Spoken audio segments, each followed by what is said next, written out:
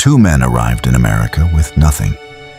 The same era, the same starting point, the same impossible odds. One died worth $400 billion. The other died alone in a hotel room, unable to pay his rent, with nothing but a notebook full of ideas that the world would spend the next century trying to understand. The first man was John D. Rockefeller. The second was Nikola Tesla. Here is what makes this story so important and so painful. Tesla was, by almost every serious measure, the more gifted mind. He could speak 8 languages. He had a photographic memory so precise he could build entire machines inside his head, run them mentally for weeks, identify the flaws, and only then commit them to paper. He invented the alternating current system that powers every single building, every single device, every single light you have ever turned on in your entire life. Without Nikola Tesla, the modern world does not exist. And yet, he died broke, forgotten, alone. Not because he lacked intelligence, not because he lacked vision, not because the world didn't need what he had. He died broke because he had one of the most powerful minds in human history. And almost none of the wealth mindset required to protect it, monetize it, or sustain it. This is not a story about genius. This is a story about what happens when genius meets the world without the psychological tools to survive it. This is the experiment. Smiljan, Serbia, July 10th, 1856. Nikola Tesla is born during a lightning storm. His mother, Nikola Tesla, was herself an extraordinary woman.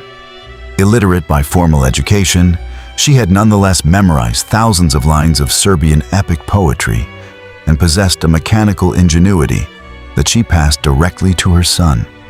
She invented small household tools for efficiency, wired her own looms, and ran the family home with a precision that bordered on engineering. Tesla would later say his mother was the greatest influence on his mind. His father, Milutin, was a Serbian Orthodox priest, intellectual, demanding, literary. He wanted his son to follow him into the church. Tesla had other plans. From childhood, he experienced something that set him permanently apart from everyone around him, and that would define both his genius and his suffering for the rest of his life. He had visions, not metaphorical visions, literal ones. Involuntary, vivid, three-dimensional images that appeared in his mind with the same clarity and detail as physical objects in front of him. Flashes of light accompanied them, so intense they sometimes blinded him. Electrical storms in his own mind. He was terrified by them as a child. He thought he was going mad. But over time, he learned to control them, to direct them, to use them as a design tool unlike anything any engineer before him had possessed. He could place a machine inside his mind, set it running, and observe it operating in full three-dimensional detail. Without touching a single physical component, he could let it run for days, weeks, making mental adjustments, identifying stress points and failures until the design was perfect. Only then would he build it. His mental accuracy was so precise that when he finally constructed a physical prototype, it almost always worked on the first attempt. This was not magic. This was a mind that had been forced through years of involuntary, terrifying mental experience to develop a capacity for internal visualization that no formal education could have produced. But here is the first lesson the Wealth Mindset Lab needs you to understand clearly. Extraordinary ability is not the same as extraordinary outcomes. Tesla's gift was real, undeniable, historically unprecedented. But gifts do not protect themselves. They do not negotiate contracts. They do not retain ownership of their own creations. They do not walk away from predatory deals. The mind that can visualize a perfect machine cannot automatically visualize a perfect financial structure. Those are two completely different skills. And Tesla, despite everything, would spend his entire life learning this lesson. Always too late. Tesla was a student of almost frightening capability.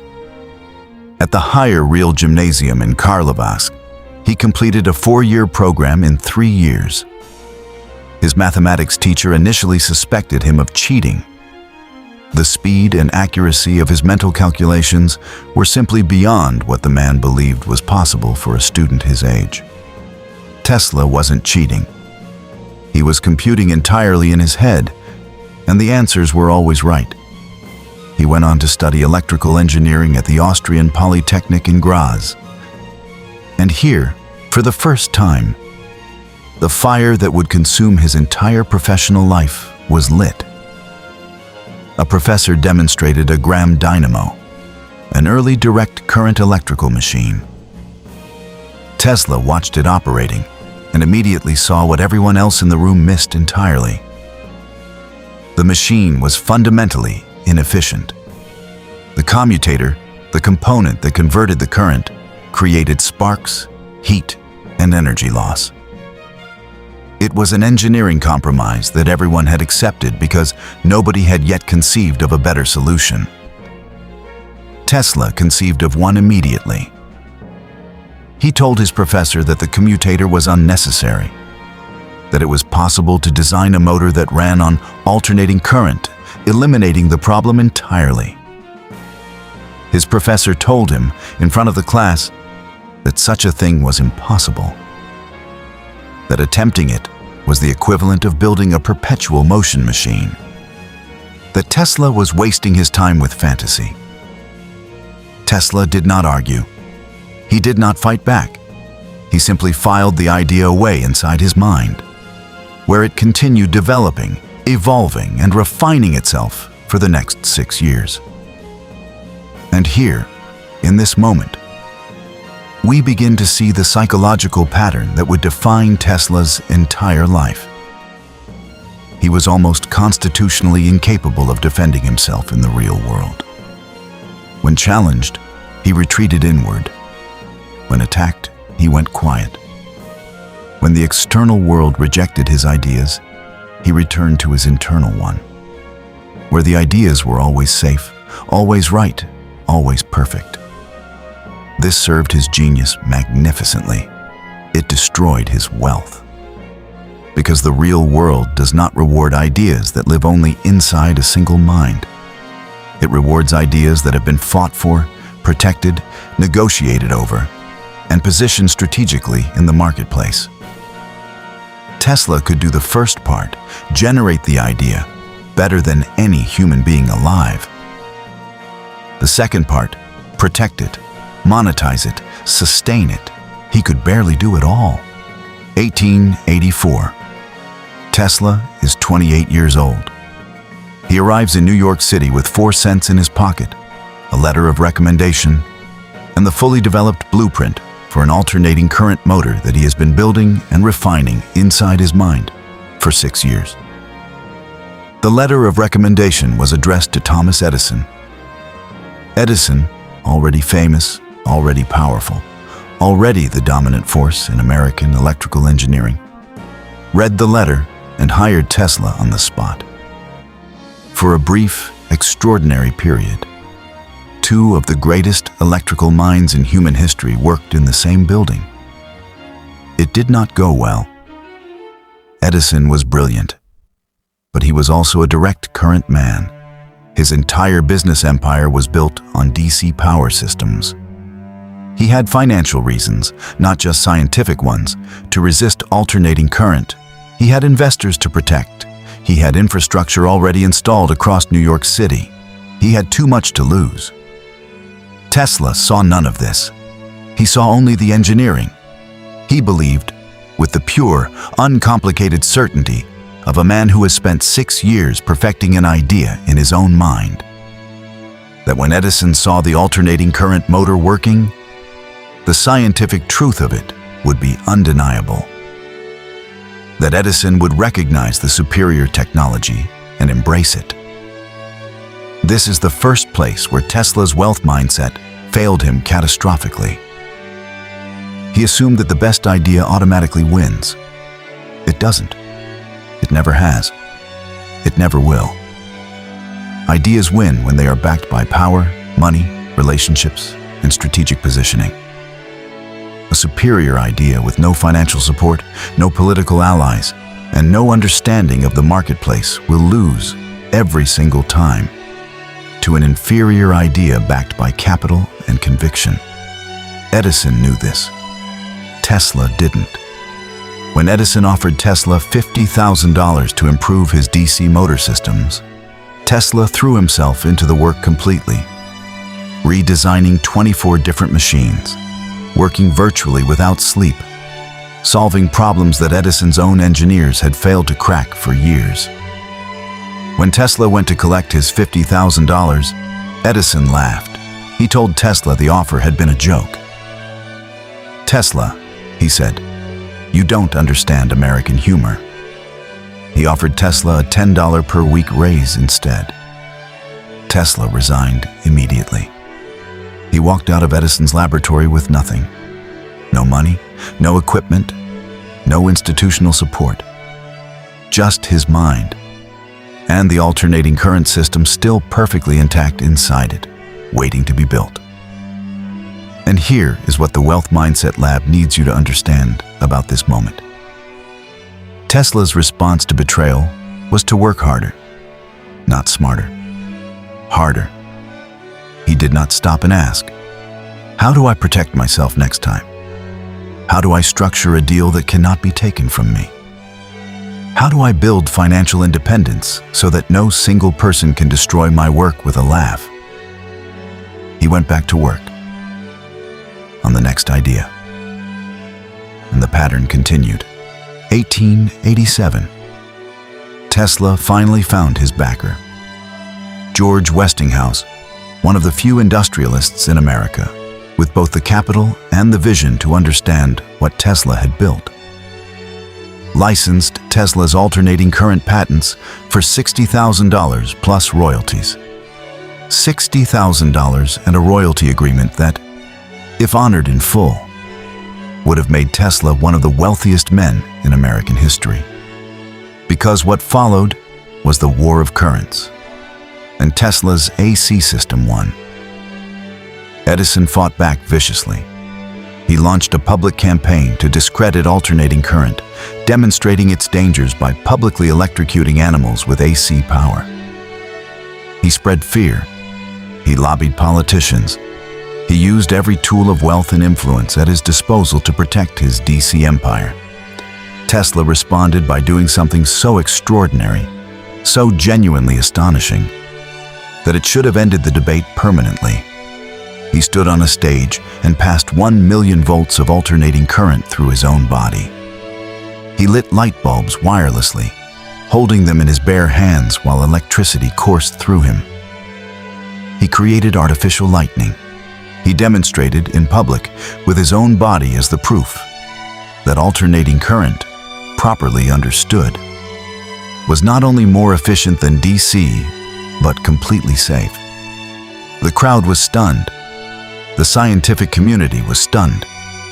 And Westinghouse won the contract to power the 1893 World's Columbian Exposition in Chicago, the largest electrical installation in American history at that point. For the first time, millions of ordinary Americans experienced electric light. And it ran on Tesla's alternating current. Tesla had won the war of currents. He should have been wealthy beyond imagination. Then he did something that no Rockefeller, no Morgan, no Carnegie would ever have done in 1,000 years. When Westinghouse told Tesla that the royalty agreement was threatening to bankrupt the company, that the payments were simply too large to sustain, Tesla tore up the contract. He literally tore up an agreement worth millions of dollars. Not because he was forced to, not because he had no legal recourse, but because he liked Westinghouse.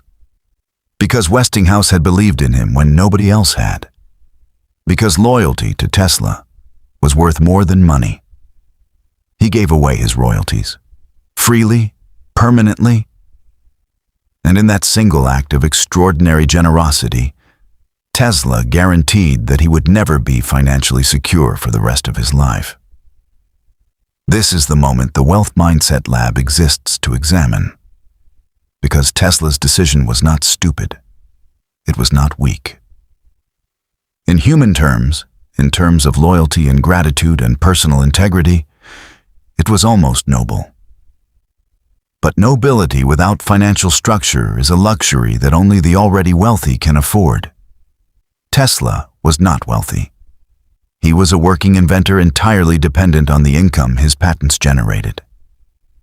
And he gave that income away because the psychological framework that would have told him no, that would have found another solution, structured a payment plan, negotiated a deferral, simply did not exist inside his mind. He understood electricity at a level no human being had ever reached. He did not understand money at a level that could protect him. And the gap between those two things cost him everything. With the alternating current patents gone, Tesla needed a new backer for his next dream. And his next dream was the most ambitious idea any human being had conceived since the invention of the printing press. He called it Wardenclyffe. Tesla wanted to build a tower, 187 feet tall, topped with a massive copper dome, that would transmit wireless electricity across the entire planet. Free energy, broadcast through the Earth itself, available to every human being on the planet simultaneously. No wires, no infrastructure, no utility companies. Free power for all of humanity. J.P. Morgan, the same J.P. Morgan we studied in our last experiment, agreed to fund it. He invested $150,000 and received a 51% stake in Tesla's patents in return. Construction began on Long Island in 1901. And then Tesla made the second catastrophic mistake of his financial life. Midway through construction, he revealed to Morgan that Wardenclyffe was not just a wireless transmission tower. It was a free energy system. Morgan pulled his funding immediately. His response has become legendary. "If anyone can draw on the power, where do I put the meter?" Morgan was not being cruel. He was being a banker. He was asking the only question that matters in the marketplace. What is the business model? Tesla had no answer. Because Tesla had never thought about business models. He had thought about humanity, about the future, about what was possible. These are magnificent things to think about. They are not by themselves a financial strategy. Without Morgan's money, Wardenclyffe stalled. Tesla frantically searched for other investors. He found none. The tower sat incomplete on Long Island, the most expensive monument to unmonetized genius in American history. In 1917, it was demolished and sold for scrap to pay Tesla's debts. Tesla stood and watched it come down. He never fully recovered. After Wardenclyffe, Tesla continued inventing. He never stopped. The mind never quieted. The visions kept coming. He developed early concepts for radar, for the electron microscope, for radio, a technology Marconi would receive credit for, using patents that a U.S. Supreme Court ruling in 1943 confirmed were originally Tesla's. He received the Edison Medal in 1917, the highest honor in American electrical engineering, named for the man who had laughed at his $50,000 payment 20 years earlier. He was given awards, honorary degrees, the respect of the scientific community. None of it paid his bills. Through the 1920s and 1930s, Tesla lived in a series of New York hotels, always running tabs he struggled to pay, always moving when the debts became unmanageable, always sustained by the minimal goodwill of people who recognized his name, even as they recognized his poverty. He became increasingly isolated, increasingly eccentric, increasingly consumed by ideas that grew more ambitious and less financially viable with each passing year.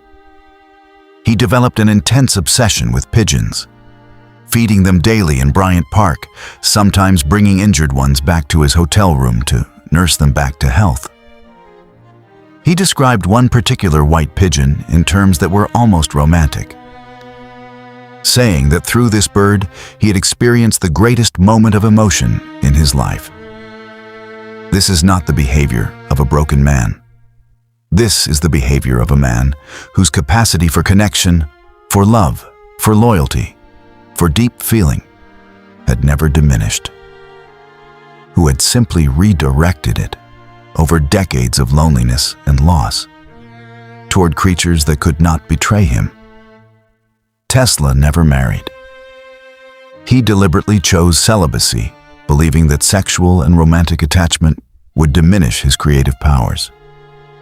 He had no children, no financial partners, no one to negotiate on his behalf, protect his interests, or manage the practical dimensions of a life built entirely around ideas. He was, in every sense, alone. Not because the world didn't value him, because he had no structure, no financial, personal, or institutional structure to translate the world's admiration into the security he needed to keep working. Admiration without structure feeds the soul but not the body. January 7th, 1943. Room 3327. The New Yorker Hotel. A maid noticed that the Do Not Disturb sign had been on the door for 2 days. She entered. Nikola Tesla, the man who had invented the modern electrical world, who had lit the 1893 World's Fair, who had stood on a stage with 1,000,000 volts coursing through his body, who had conceived of wireless global communication decades before the internet existed, was found dead on his bed. He was 86 years old. His estate was worth less than his outstanding hotel bill. The FBI arrived within hours and seized all of his papers and notebooks, a measure of how seriously the government took the ideas still locked inside the mind that had just gone dark. The patents that bore his name had already transformed civilization. The royalties from those patents had been given away or expired. The towers he had built were rubble.